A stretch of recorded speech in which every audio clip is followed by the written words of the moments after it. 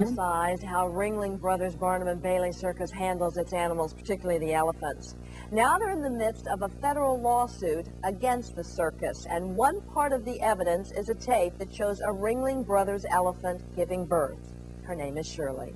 She was pregnant at 6 years old, and in these pictures she's about to give birth at what Barnum and Bailey calls their Center for Elephant Conservation.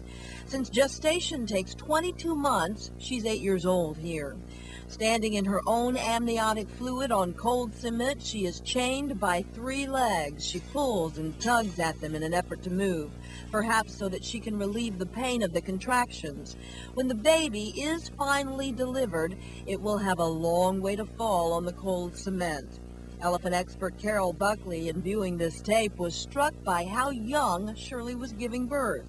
The way that this elephant was set up for delivery had little to do with her biological and psychological needs.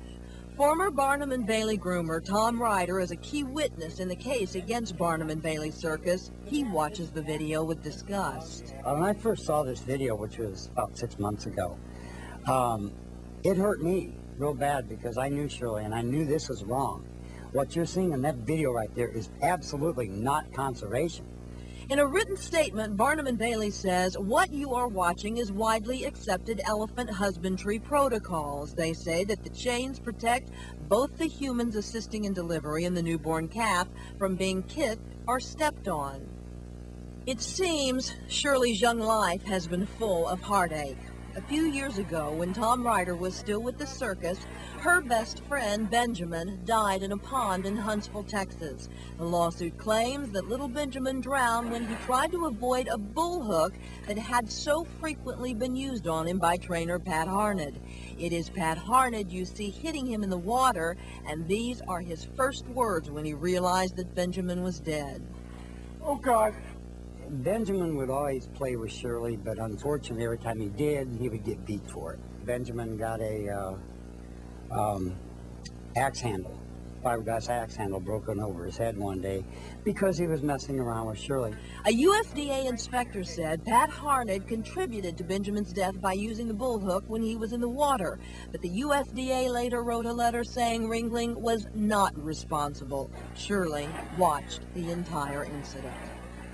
Yes, and I know she knew what happened. Elephant experts say that the creatures are known to mourn the loss of family and friends, even staying by their sides in the wild for days without leaving. But that was not what happened to Shirley next. She was immediately taken out back to Florida. 2 years later, Shirley is here, giving birth under these circumstances. By restricting her movement, that you could actually jeopardize not only her health, but the health and the life of the baby. It took her 2 hours to push her baby Ricardo into the world. According to Buckley, the chains prevent her from being able to see what is happening.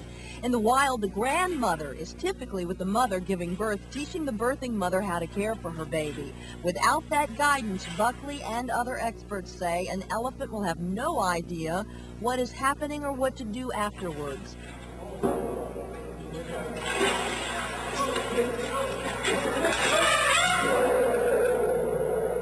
Shirley's baby was quickly taken from her. She kicked it, according to Buckley, because that's much like spanking an infant to clear its lungs and get it moving.